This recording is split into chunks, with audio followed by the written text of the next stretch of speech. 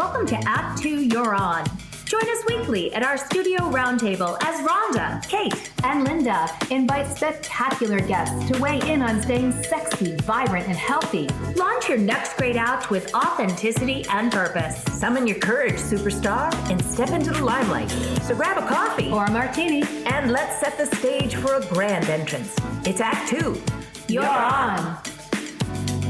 Greetings, friends, and welcome to A2IO, Act 2, You're On, a community of change makers igniting personal and societal renaissance through inspirational conversations and purpose-driven topics. I have the great pleasure of co-hosting today with these amazing humans, females, leaders, and they are. I'm Kate Levy. Hello. And I'm Linda Ty. And we're also joined by our very talented producers, Susan Solutions Nagel and Kathy Clever Carswell. Thank you so much for all the work you do behind the scenes. We are very grateful for them. They allow us to bring on amazing guests and do this show. So friends, you're listening to us today, and how often, I wonder, are you observing a challenge in your community and you think something should be done about that? Well, today in our studio, we have a leader and true change maker who observed challenges in her community and took action. Our guest works vigorously to address food insecurity and also serves as vice mayor in the city of Cambridge, Massachusetts. Alanna Mallon is a second-term Cambridge City Councilor, founder of the Cambridge Weekend Backpack Program, and the K-12 strategic lead at Food for Free, a Cambridge-based nonprofit that increases access to fresh, healthy food to feed insecure residents in the greater Boston area. Alanna's platform centers on economic and workforce development, culture and the arts, sustainable and affordable development, and equity. She believes that human services should be delivered in a humane way and focuses on the sometimes invisible needs of Cambridge, Massachusetts residents. Alanna and her husband reside in Cambridge, Massachusetts with their 2 children. Welcome, Alanna. Welcome. Thank you. Thank you all for having me on today. It's such a pleasure to be here. It is our pleasure. And we are very honored to be able honored to talk with you today. Mm-hmm. So let's begin. Let's talk about something that you are passionate about and committed to, which is ending hunger. For those who aren't familiar, what does it mean to have food insecurity? Yeah, so food insecurity kind of took over the term hunger a few years back. And food insecurity, so we all have been hungry, right? Like you've been late to eating lunch and gosh, you're hungry. That's a very different feeling than being food insecure. Being food insecure means that you don't know that you'll have enough money to buy food for the rest of this week, for the rest of this month. And that's really what it means to be food insecure, is to be thinking all the time about how you are going to put food on the table for yourself and your family. I have sort of mixed feelings about the term being in widespread use, because I don't think that it quite has the same resonance as hunger. I think it takes the edge off and blunts it and does not accurately really respond to the real issue, which is hunger, right? Which is something that we can all really, relate to, and being hungry and understanding that some people are just hungry all the time. So food insecurity for me, I try to use the terms really interchangeably and use them both to address both that sort of larger issue of food insecurity and the term that what it's trying to convey, but also really talk about hunger, because especially I talk to kids all the time about this issue in our community. And, when you say food insecurity to kids, they just are like, it goes way over their head, So, but I think everyone can understand that food is a basic need, just like shelter. If you think about Maslow's triangle of needs, or hierarchy of needs, I should say, kids really understand that. That is an amazing point to make about the language we use when we're talking about these subjects. They're so emotionally charged, but they're, for many, their daily reality. And how we talk about it and really dive into what it means is so significant. So you've become really familiar with this topic and you're doing the work. So as you took this journey, we're curious, why was it important for you to take action, and specifically your work with the weekend backpack program, as well as food for free. Tell us about those things and how you decided not to just do nothing or just kind of have an emotional response, but you did something about it. Yeah, so this is a really, I tell this story a lot, but in 2013, I was commuting a lot for work. And I was listening to a lot of NPR. For those of you who commute for work, you know we listen to a lot of NPR. And I would come home from work every night, or from my commuting every night, and say to my husband, I heard this great story on NPR. And then I would forget most of what was, all of the details. But I was driving home right after the Christmas break in January of 2013. And I heard the story on the radio talking about kids who, for them, that Christmas break, which is usually around 12 days, was just a really, really long time to be away from the school cafeteria where they received most of their nutrition. And the stories that came out of that NPR story, the stories of kids opening their refrigerator and seeing only condiments inside, to me, that really brought me back to when I was growing up and being raised by a single mom, and we really struggled. And I had just spent, just like lots of us, those 12 days going to every Christmas party and family event, and probably needed to lose some, 5 pounds from those 12 days. And to me, it really was the juxtaposition of those two things, that, that need and that want. And I found that I just couldn't shake the story. I kept thinking about the story. And I finally went to our school principal and said, I heard the story on the radio about weekend backpack programs that really fill in that need over school breaks and over the weekend. And, do we have a program like this? Is this something that Cambridge is already doing? And she said, it's so funny. I heard that story too. And we don't have a program like that, but I don't have the capacity. I don't have the funding, but I know that our teachers are already putting food into kids' backpacks every weekend. And it would be a tremendous opportunity to take that responsibility off of our teachers, because most of them do it with their own money. And it really places a burden on teachers that she felt at that time, and I feel should not be placed on them. Our educators do so much. So, with her blessing, I started a program with 15 students in my kids' own school, and then expanded over the next, 5 years into every school in Cambridge. And we're currently serving, before the pandemic started, we were serving around 600 students in the Cambridge Public Schools. And now we're serving almost 1,000.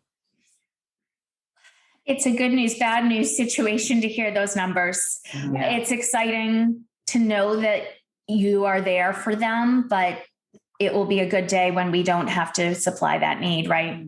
That's right. And, I did run into some opposition when I was setting up the program. People were like, well, this is Cambridge. We don't have a food insecurity problem. And, almost half of our kids receive free and reduced lunch. Almost half of our kids live in public housing. And I think for a lot of people, that was the first time they really, truly understood the socioeconomic difference here in Cambridge is very stark. Yeah. You think Harvard, you think MIT, you think Kendall Square, the most innovative square mile in the world. And when you think about that juxtaposed against this, half of our kids being on free and reduced lunch, it really set off a conversation in Cambridge around our kids and what our kids need. And when I'm working with other communities and helping them to set up their backpack programs, I think what I try to always say is there are hungry kids in every community. It doesn't matter where you live. Yes, absolutely. That's so true. We know that a topic that is dear to your heart and it relates is this idea of universal income. And I wonder if you can share your thoughts around that. Yeah, I'm really excited that we're working on a universal basic income pilot here in Cambridge. It's actually, applications are coming out this week, which is really exciting. It is going to be a pilot where we are going to be providing $500 a month for 18 months to 120 single caretaker households here in Cambridge as part of a larger national movement under the Mayors for Guaranteed Income heading. There's 50 municipalities so far in building that are putting together their own pilot programs. And we are all using the same data center at the University of Pennsylvania. to collect all the data on all these different pilots, and everyone's doing them in a different way. We're doing $500 a month for 18 months for single parents. There are places that are doing them, $1,000 a month for a year for Black moms, right?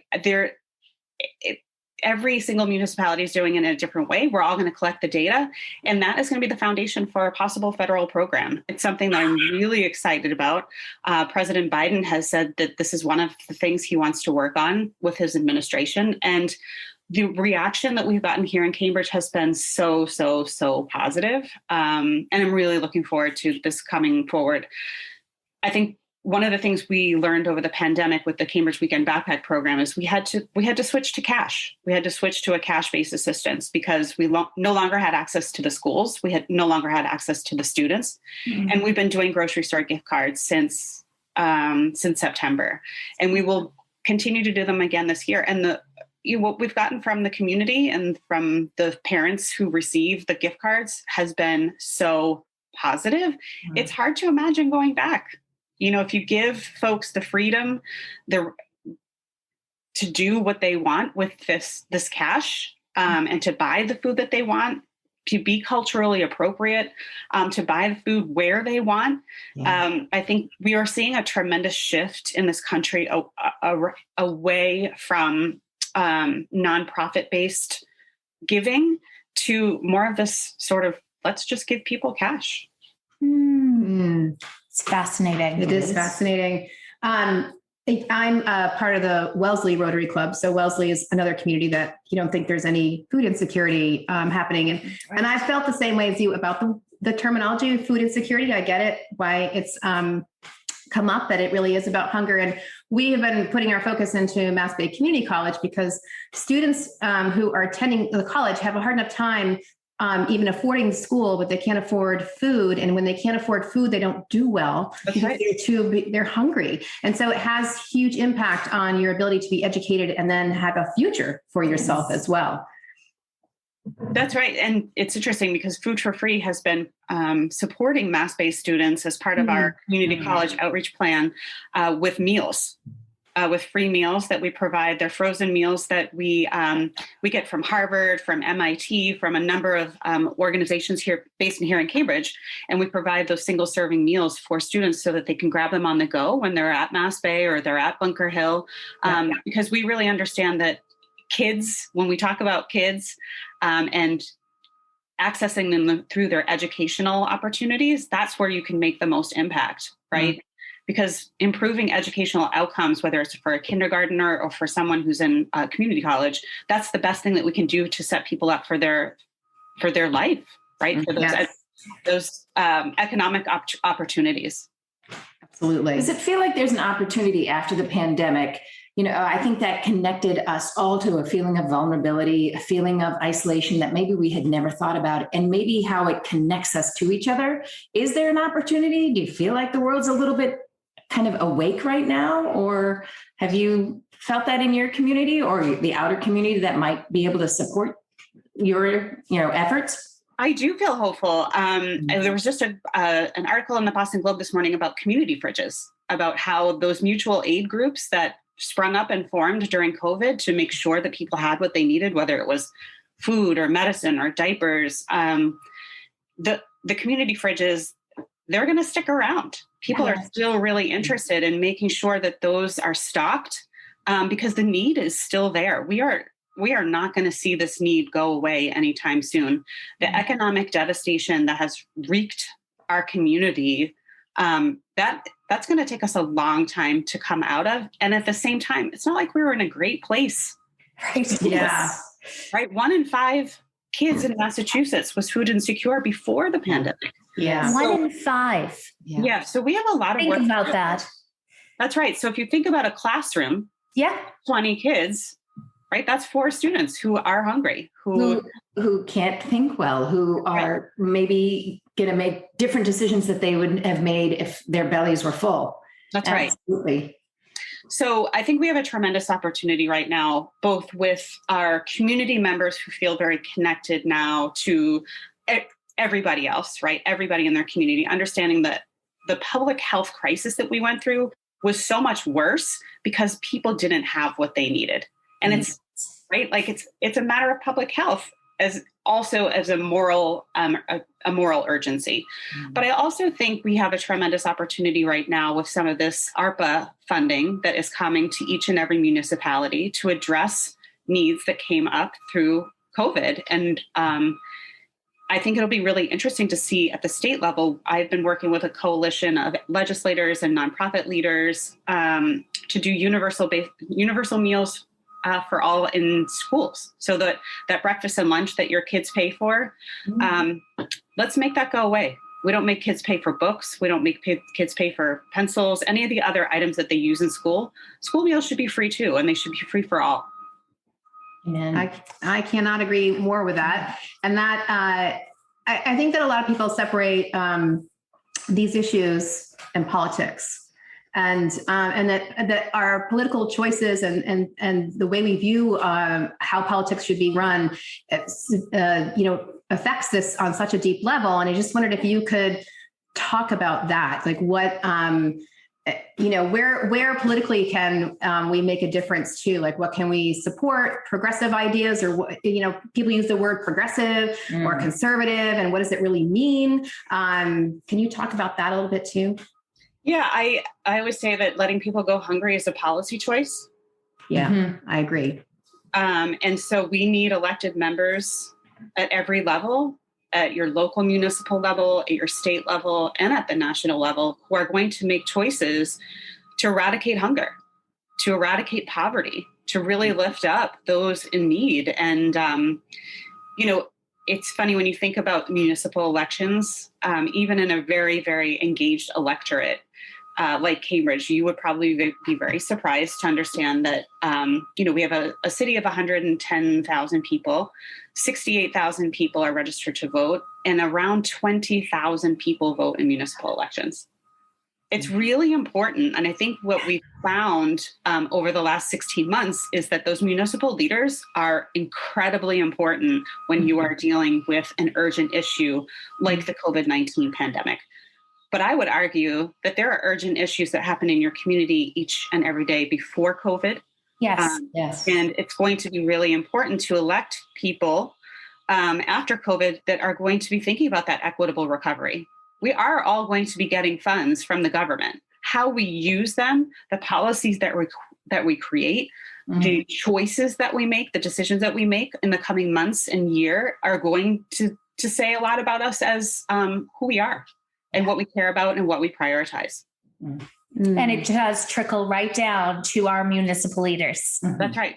Who are given those funds and making those decisions. That's exactly right. And we don't often think about those folks as having a tremendous amount of power in our own cities. Massachusetts is a really, really engaged electorate. But if you look across the state, you'll find that those numbers are just like the ones in Cambridge, where it's one third or less of the people who vote that vote in municipal elections. So let's get engaged. Let's support folks who are doing that equity work in our own communities and make hunger and eradicating poverty a platform, an actual platform. Yeah. And let's not go back to normal. No. Because normal was not actually good for most people out there. And maybe we are awake right now to social injustice, to economic injustice, and we can become a better society. Yeah, and I would argue that normal prior to the pandemic was actually working for a lot of people. Yeah. And I think what the pandemic showed us is it was working for a lot of people, and those who it needs to work for, those are the folks that we need to prioritize in the recovery. That makes so much sense. When we were starting our this new company that we've launched, Act Two, Share a Stage, and Act Two, You're On, this podcast, we talked a lot about this slogan or this notion: women hold up half the sky. And you certainly are living that part and doing your part. What has your leadership experience been like, and what's been key to your success or the success of what you're trying to do?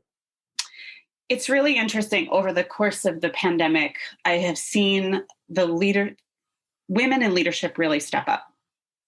and really put themselves forward and really do that work that needed to be done. I have always said that women do the invisible work, both at home, whether it's, my kids are always like, wow, my clothes are folded. Right? But that's true in my job too, right? Like, it's not just, we have public meetings on Monday nights and that's what the public sees. That's what they see me doing my job. My job is actually all the invisible relational work to bring people together, to put forward policy and make sure that you have that coalition of folks that are going to help you do it. It's painstaking, it's painful, and it's invisible. But it is what moves the needle forward. Yes. And when you think about progress and making true progress instead of just progress in name only, I've really seen especially our state and national delegation really move that needle forward in the name of progress. Mm-hmm. I am so lucky to be represented. My state representative is female. My congresswoman is female. My senator is female, right? Like, my mayor is a female, right? Like, so I have so many strong elected female representatives. I'm not short on mentors. I'm not short on folks to look to. And you're right. I love that expression, women hold up half the sky, because it's really true. We do that hard work of holding up that sky. Mm. For our listeners who are at a point of reinvention, I wonder if there are things that you can offer to inspire, because I think it's easy to listen to you and think, well, Alanna's just an amazing person and she can do it. And it's so easy to sort of think, well, that's, that person's a leader, but I could never do or make a big enough difference. But is there something that you've experienced in your life that shows that that's different, that we can make a little, we can be the pebble and make a plunk and the circles will spiral out? Yeah, I actually talk to students about this all the time. I could not fill 600 students' backpacks every Friday by myself. There's no one out there that is doing a job, that is being a leader, that you think, oh gosh, that person's doing so many things, that does that work by themselves. Right. So if you have an idea and you're passionate about that idea, people will come along with you. And I will say they will become just as passionate as you. Right. Right now, the Cambridge Weekend Backpack Program happens without me at all. Right. Is an idea that I started here in Cambridge, but it has taken on a life of its own. And I'm so thrilled about that. Right. I think everyone can make a difference and everyone should.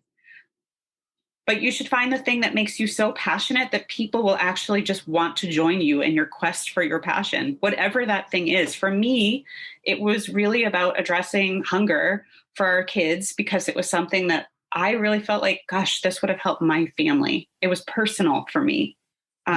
This universal basic income idea and pilot, it's personal for me because I was raised by a single parent. And I did watch my mom struggle by herself to pay all of the bills, but also to be both parents, right? There's a lot that happens with our single parents. So I would say, if you want to do something in your own community, you should absolutely do that. But people will come along with you, and you've just got to find those doers in your community. I have what I call Team Awesome, which are the women in my community that if I want to do something crazy, I just call them up and they're in. It's like when you have a group of friends who you call up and you want to go have a fun night out. They're in, right? No matter what's happening. But these women are like, okay, Alanna, that sounds like a crazy thing, but we're going to do it. And I have those same women. They can call me up if they have a crazy idea. I'm in. I'm just always in for them, and they're always in for me. I want to be a part of Team Awesome. Yeah. You can count on us, and maybe we'll get inspired and inspire people in our different communities. Definitely in our communities. Absolutely. And I love that you said that about, everybody has a place, and you started the backpack program, but now it runs without you, because a leader can't be a leader until someone starts to follow, and then followers become leaders. That's just right. by being part of it, so I love that you framed it that way, because agree with Kate. Like a lot of people think I'm not a leader, but getting involved makes you become a leader by doing that. And leadership can be trained or learned. Yes. Yeah. I mean, I was certainly not a leader before that moment. I was always very, very comfortable being on the sidelines. I worked in the mayor's office here as the educational liaison, and I was very, very happy to just be a supporting person until that moment where it didn't even feel like leadership. And I think that's what it is. You don't have to like decide to be a leader. You just have to decide to tackle an issue in your community, whether it's voting rights, whether it's hunger, whether it's improving educational outcomes for your kids in your community, whatever the thing is, take it on and you'll find people, and maybe you will inspire other people. That's kind of the cool thing about it. And gather your friends at your dining room table and go for it. Find your team awesome. Find your team awesome. Oh, I like love that. So, Yeah. I feel like this whole conversation has been very inspiring, and it's been full of nuggets. Like every single segment has just been so helpful. And I wonder, as we're coming to the end of our time together, for our listeners out there who are at a point of transition or reinventing themselves, or want to know how do they kind of get the training they need, or if there's something in your life experience, like a kernel or a nugget that you can offer, I don't know, to inspire them or help them on their journey to reinvention. I would say just ask for help. I think as women, it's a learned experience not to ask for help. We watch our moms not ask for help. We don't ask for help. It's feels like a weakness somehow. And I really learned to ask for help. That was it was a struggle in the very beginning to ask for help. I wanted to do everything myself because I didn't want to burden other people, and understanding that people want to take that burden off of you. If only you ask. So my nugget would be, as you have an inspiration, as you decide to lead, as you decide to engage in your community, ask for help. Don't be afraid. Don't be shy. And once you start asking for help, it becomes easier to do the thing that you set out to do. It's great advice. All right, ladies. Yeah. And ask for help in your actual life. I've found that I'm actually able to ask for help in my real life too. In all realms. All realms. We have been granted permission. Yeah. Yes. Which is, thank you for that, because it's absolutely 100% true. What it is about women that we don't ask for help. It's very interesting. We just take it all on. And we really need to break that down, because think about what we could do. Yes. What we need to do. Exactly. We've got a big job ahead of us. Yes. All of us. And a lot of the work that we try to do is to dismantle self-doubt and to just give people, if you need this skill, or you will help, but just take action. And you've embodied that, and you've made it so clear and articulated it so well in our conversation. I would say there was one more thing that I would also advise is if you have a great idea and you're really committed to it, and you come across somebody who's like, I don't think that's a great idea, you just say, thank you very much for your advice, and go on your merry way. Like, you don't have to be crippled by that person, no matter what leadership role they have, whether they were a mentor or a friend. You can just say, thank you so much for your advice, and move on. I learned that pretty early on, and it's very helpful. It's fantastic. We just recently were talking about, we love feedback and we need feedback, but even when you get feedback, there's some of it that you take and if it helps you, but then there'll be some that you can just say, you know what, actually that part's not for me, but the other stuff you said was fantastic, or you just process that. So that actually is really another fine point. Thank you so much. And leave it there. Mm-hmm. Yes. Exactly. Yes. Yes. So Alanna, tell us what's next for you. Well, I am running for re-election for my third term. We have an election this November, so we're just ramping that up. As I mentioned on Friday, we are accepting our first applications for our universal basic income pilot, which is so, so, so exciting. Yes. We've got some upcoming things in our city council that we're working on around an unarmed alternative response to the police, which I'm really, really thrilled about. We're doing some really deep work here in Cambridge around what does public safety mean and how can we make public safety feel safe for all. We've got some really exciting things happening here in Cambridge, and I'm just so thrilled to be part of the City Council and this amazing community that came together over the past 16 months to really take care of our residents.